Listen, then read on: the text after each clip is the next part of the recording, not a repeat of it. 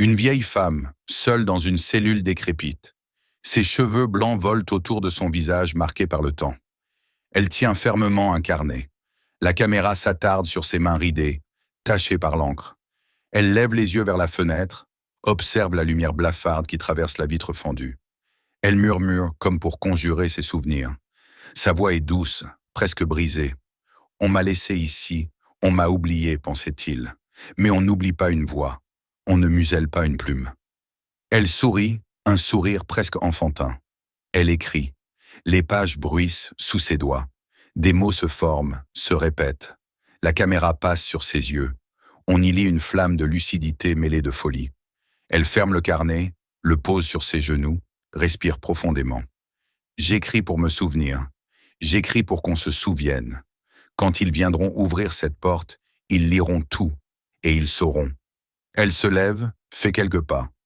On entend le bruit de ses pieds nus sur le sol froid.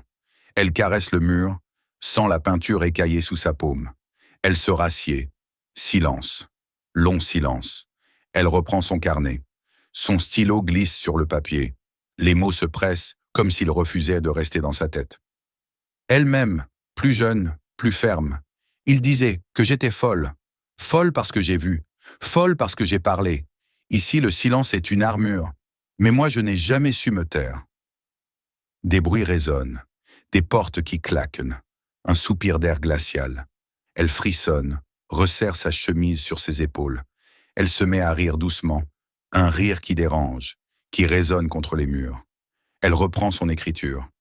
Parfois, elle s'arrête, lève la tête, comme si elle entendait une voix. Long plan sur les barreaux derrière elle. Elle se tourne, les regarde. Ses yeux se remplissent de larmes, mais elle sourit toujours.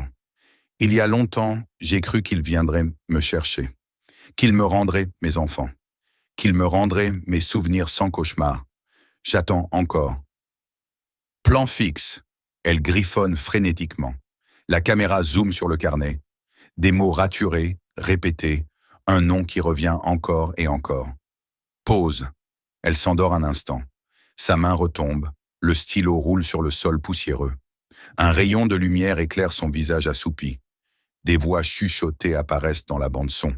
Ses souvenirs, ses regrets. On entend un rire d'enfant, un écho lointain. Elle sursaute, se réveille, regarde autour d'elle, perdue. Puis elle rit à nouveau. Elle ramasse le stylo. Elle continue. Elle parle à mi-voix. Tant que j'écris, je suis encore là. Tant que j'écris, ils ne m'ont pas prise tout entière. Les minutes s'étirent, plan lent sur ses gestes, le carnet qui se remplit, ses murmures. La caméra explore la pièce. Le lit rouillé, la fenêtre, la porte métallique entr'ouverte. Des sons d'écho, de vent, de gémissements sourds remplis sur l'espace. Sa respiration devient plus lourde, plus difficile. Elle ferme le carnet, pose le stylo. Elle regarde la caméra. Elle sourit, fatiguée, mais déterminée. S'ils me trouvent morte demain, ils liront tout ça, et ils comprendront que je n'étais pas folle. J'étais seulement vivante. Fondu au noir. On entend le bruit du carnet qui tombe sur le sol.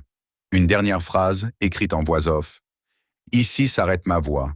Ici commence mon héritage.